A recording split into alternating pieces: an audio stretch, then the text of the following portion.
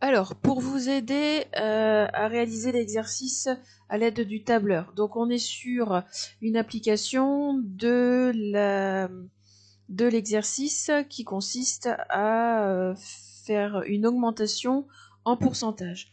Donc on va repartir de l'exercice que je vous avais expliqué en classe, c'est-à-dire l'exercice où Maëva dépose 500 € sur son livret à un taux d'intérêt de 4%. Ça veut dire qu'au bout d'un an, eh bien, l'argent, bien entendu, il ne faut pas y toucher, l'argent aura augmenté de 4%. C'est-à-dire qu'il va falloir saisir dans la cellule B3 égale B2 multiplié par 1,04 puisque ça subit une augmentation de 4%.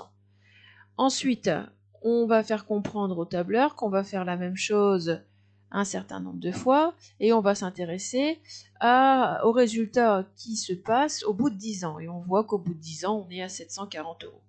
Maintenant, on passe à l'exercice que vous avez à faire, à savoir le placement de Monsieur Havard qui décide de mettre 1000 € sur son livret.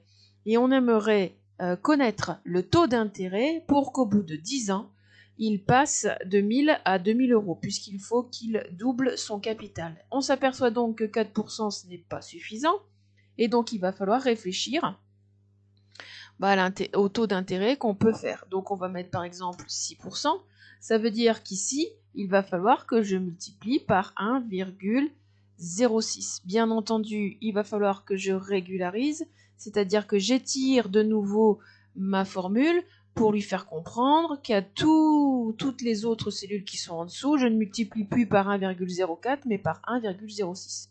Je m'aperçois qu'au bout de 10 ans, je suis à 1790 €. Ça veut donc dire que placé à un taux d'intérêt de 6%, ce n'est pas suffisant. Et donc, l'exercice, au final, c'est de réussir à trouver quel est le taux d'intérêt que je vais mettre en place en étant le plus précis possible pour pouvoir passer de 1000 à 2000 € en 10 ans.